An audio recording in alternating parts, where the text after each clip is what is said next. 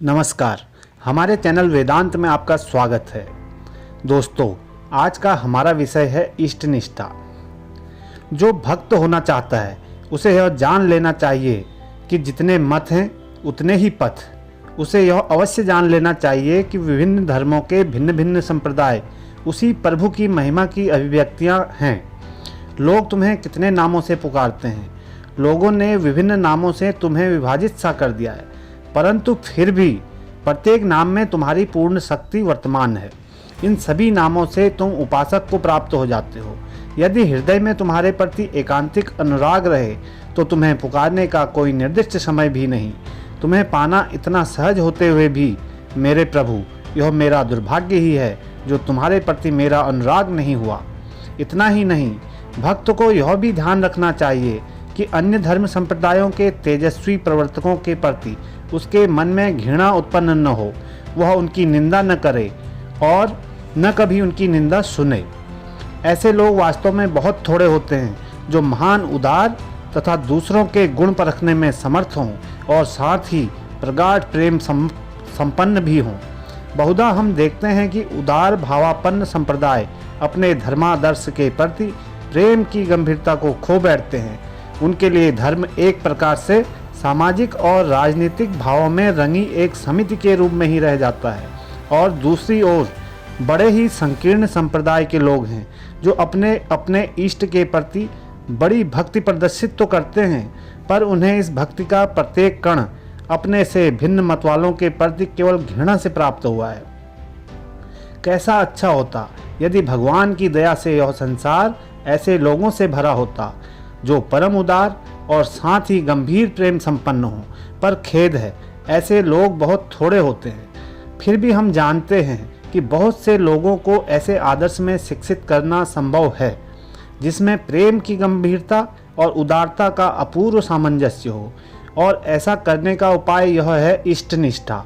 भिन्न भिन्न धर्मों के भिन्न भिन्न संप्रदाय मनुष्य जाति के सम्मुख केवल एक आदर्श रखते हैं, परंतु सनातन वेदांत धर्म ने तो भगवान के मंदिर में प्रवेश करने के लिए अनेकानेक मार्ग खोल दिए हैं और मनुष्य जाति के सन्मुख असंख्य आदर्श उपस्थित कर दिए हैं। इन आदर्शों में से प्रत्येक उस अनंत स्वरूप भगवान की एक अभिव्यक्ति है।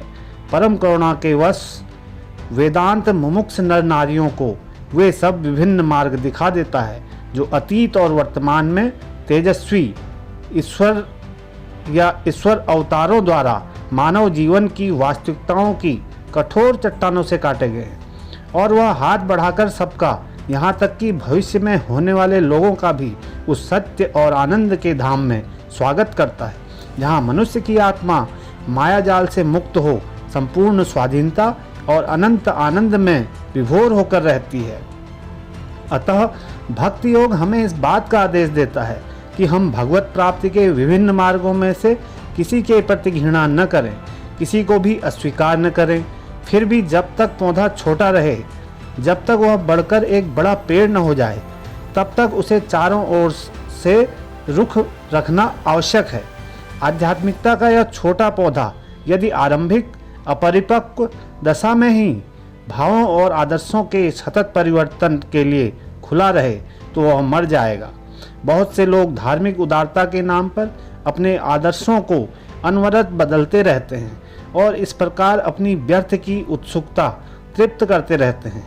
सदा नई बातें सुनने के लिए लालायित रहना उनके लिए एक बीमारी सा, एक नशा सा हो जाता है।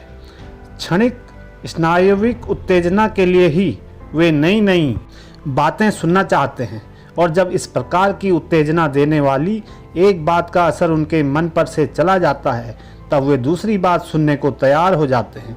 उनके लिए धर्म एक प्रकार से अफीम के नशे के समान है और बस उसका वहीं अंत हो जाता है।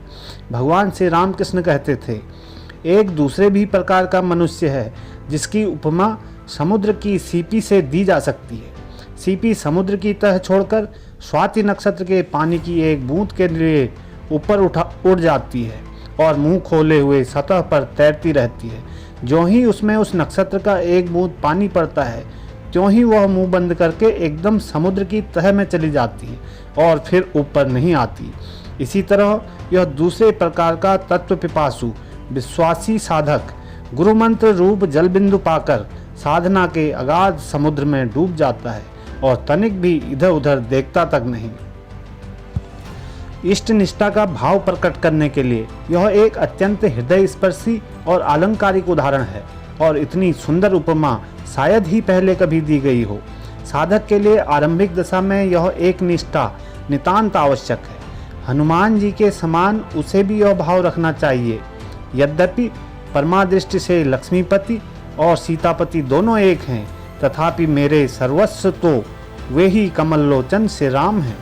अथवा हिंदी के एक संत कवि ने जैसा कहा है, सबके साथ बैठो, सबके साथ मिष्ट भाषण करो, सबका नाम लो और सबसे हाँ हाँ करते रहो, पर अपना स्थान मत छोड़ो, अर्थात अपना भाव दृढ़ रखो। उसे भी ऐसा ही करना चाहिए।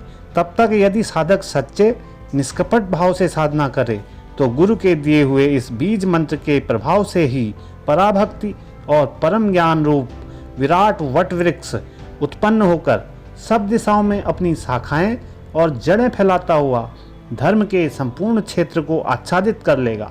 तभी सच्चे भक्त को यह अनुभव होगा कि उसका अपना ही इष्ट देवता विभिन्न संप्रदायों में विभिन्न नामों और विभिन्न रूपों से पूजित हो रहा है।